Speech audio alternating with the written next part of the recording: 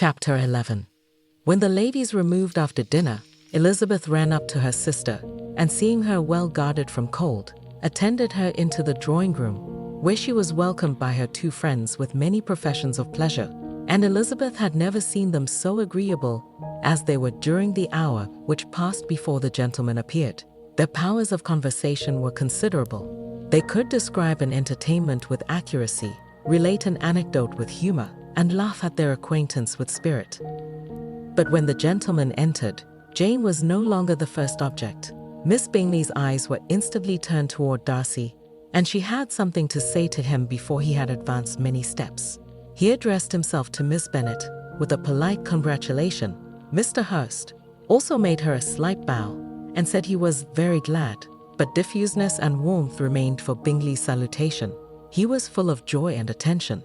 The first half hour was spent in piling up the fire, lest she should suffer from the change of room, and she removed at his desire to the other side of the fireplace, that she might be further from the door.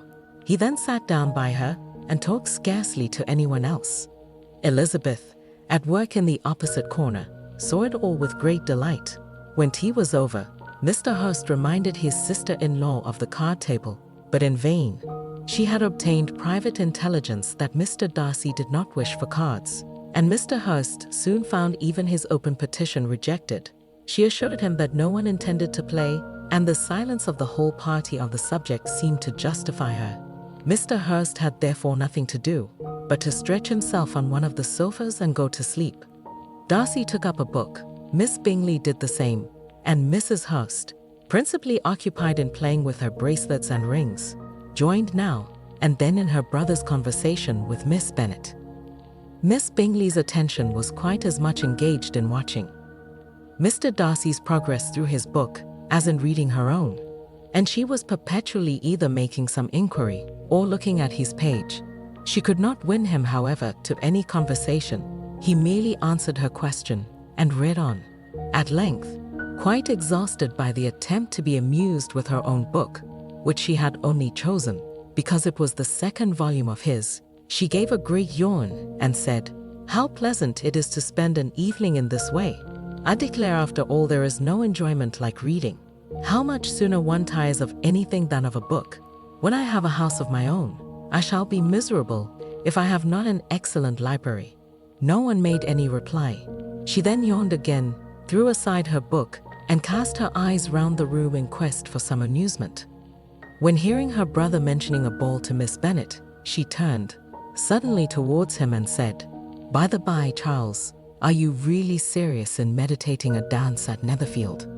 I would advise you, before you determine on it, to consult the wishes of the present party. I am much mistaken if there are not some among us to whom a ball would be rather a punishment than a pleasure." "If you mean Darcy," cried her brother, "he may go to bed, if he chooses, before it begins. But as for the ball, it is quite a settled thing. And as soon as Nichols has made white soup enough, I shall send round my cards." "I should like balls infinitely better," she replied, "if they were carried on in a different manner. But there is something insufferably tedious in the usual process of such a meeting. It would surely be much more rational if conversation instead of dancing were made the order of the day." "Much more rational, my dear Caroline, I dare say, but it would not be near so much like a ball."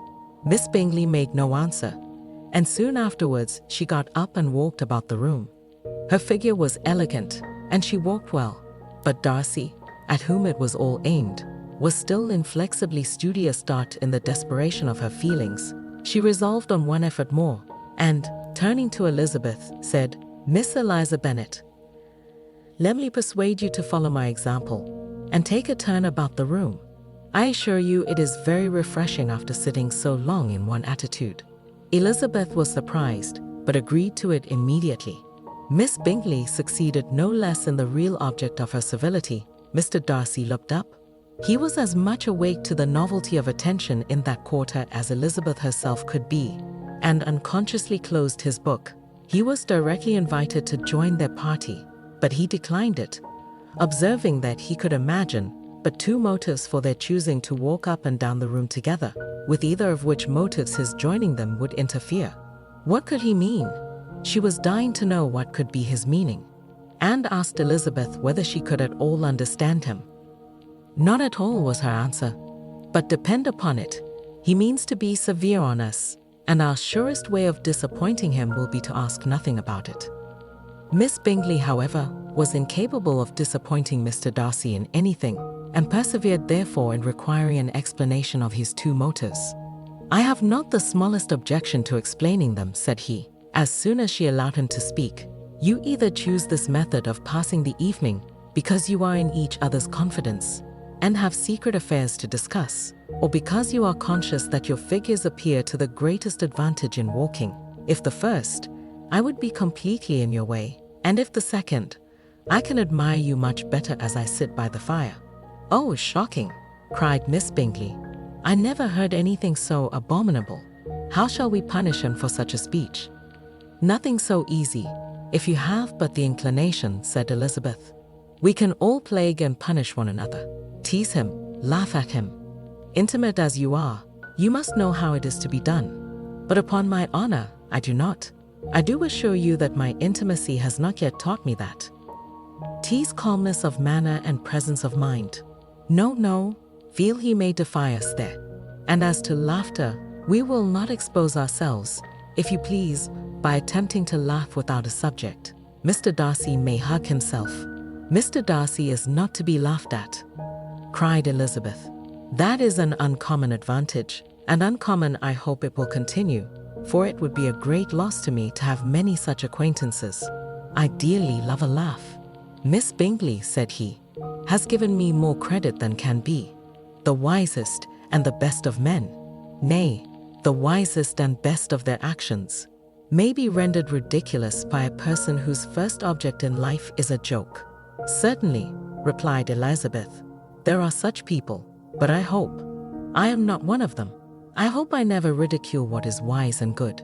Follies and nonsense, whims and inconsistencies do divert me, I own, and I laugh at them whenever I can.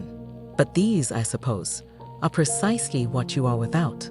Perhaps that is not possible for anyone, but it has been the study of my life to avoid those weaknesses which often expose a strong understanding to ridicule, such as vanity and pride."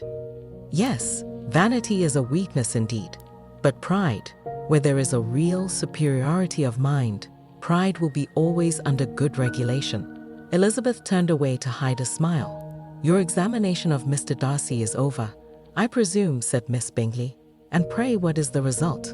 "I am perfectly convinced by it that Mr. Darcy has no defect. He owns it himself without disguise." "No," said Darcy, "I have made no such pretension. I have faults enough, but they are not, I hope, of understanding. My temper I dare not vouch for. It is, I believe, too little yielding, certainly too little for the convenience of the world. I cannot forget the follies and vices of others so soon as I ought, nor their offenses against myself. My feelings are not puffed about with every attempt to move them. My temper would perhaps be called resentful. My good opinion once lost is lost forever."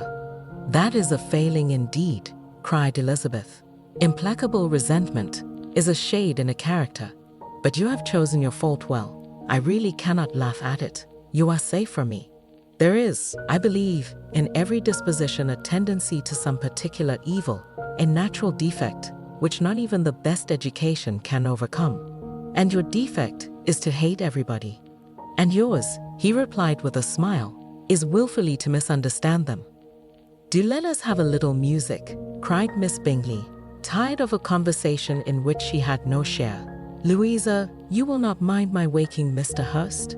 Her sister had not the smallest objection, and the pianoforte was opened, and Darcy, after a few moments' recollection, was not sorry for it. He began to feel the danger of paying Elizabeth too much attention,